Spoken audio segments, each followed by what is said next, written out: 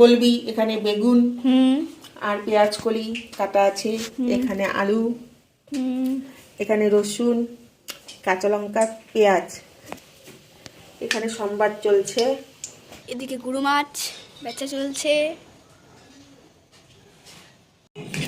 শুকনো লঙ্কা, তেজপাতা আর গোটা গরম মশলা দিয়ে ফোড়ন দিয়েছি, অল্প একটু জিরে,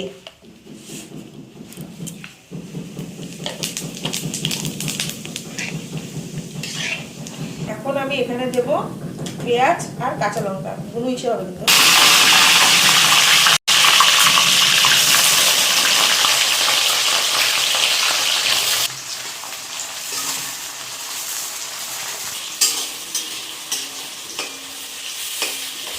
পেঁয়াজ আর লঙ্কাটা ভাজা হতে থাকুক একটু লাল লাল করে, ততক্ষণে আমি রসুন একটু থেতো করে নিই, একটু হালকা করে থেতো করে নেব।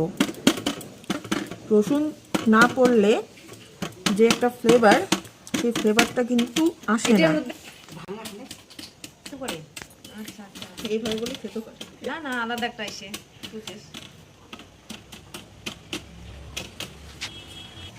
রসুন থেতো করা হয়ে গেছে, এখন আমি এটা দিয়ে দিব। এই যে এখানে একটু পেঁয়াজ লঙ্কা ভাজা হয়ে যাচ্ছে, সাথে আমি এই রসুন থেতোটা দিয়ে দিব। এখন এটা একটু ফ্রাই করব। এই তো এখন থেকেই গন্ধ, আমাদের রসুনের গন্ধ বেরোতে শুরু হয়ে গেছে। পেঁয়াজ ভাজা হয়ে গেছে, এখন আমি এখানে দিয়ে দিব আলু। আলুগুলো আগে দিয়ে দিব, কারণ আলুটা সেদ্ধ হতে একটু সময় লাগবে, এই জন্য আলুটা আগে দিয়ে দিচ্ছি।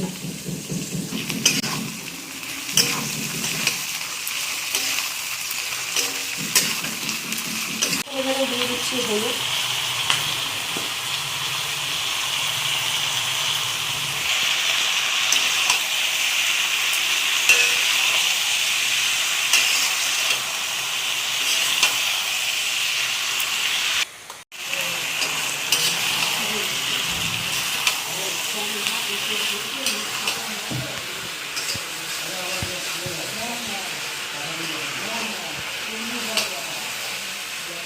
আমি পেঁয়াজ কলি আর বেগুন।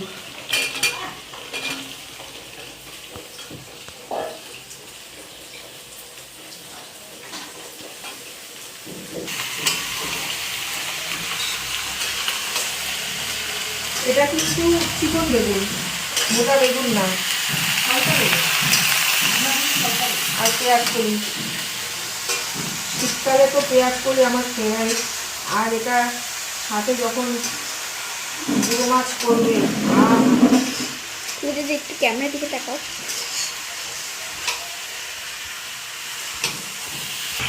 এখন এখানে দিয়ে দিচ্ছি আমি স্বাদ মতো লবণ। এটা বেশি ঝোল হবে না।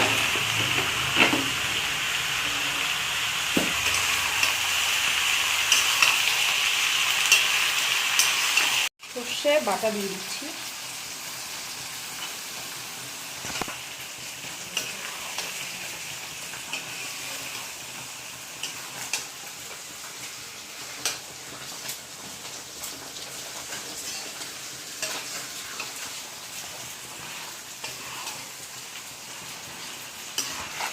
আর এদিকে মাছ ভাজা হচ্ছে, গুঁড়ো মাছ। গুঁড়ো মাছ ভাজতে সবসময় কড়াইটা ভালো করে গরম করে, তেল গরম করে গুঁড়ো মাছ দিতে হয়, না হলে কিন্তু মাছ আটকে যায়। এই দেখো আমি খুব কড়াই গরম করে তেল দিয়েছি, আমার কিন্তু গুঁড়ো মাছ ভাজতে কোনো অসুবিধা হচ্ছে না।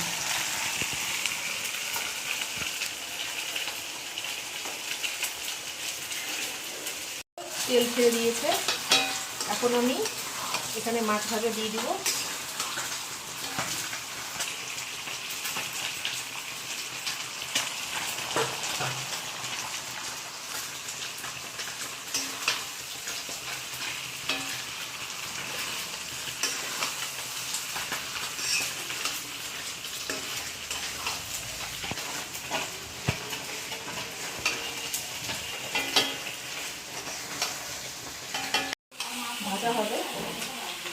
লবণ হলুদ করেছে যেহেতু ভাজা হলে এটা গলে যাবে, আর বেশি ভাজা যাবে না, না হলে কিন্তু এগুলো সব ঘন্ট হয়ে যাবে। হালকা হালকা করে হালকা হাতে নাড়তে হবে।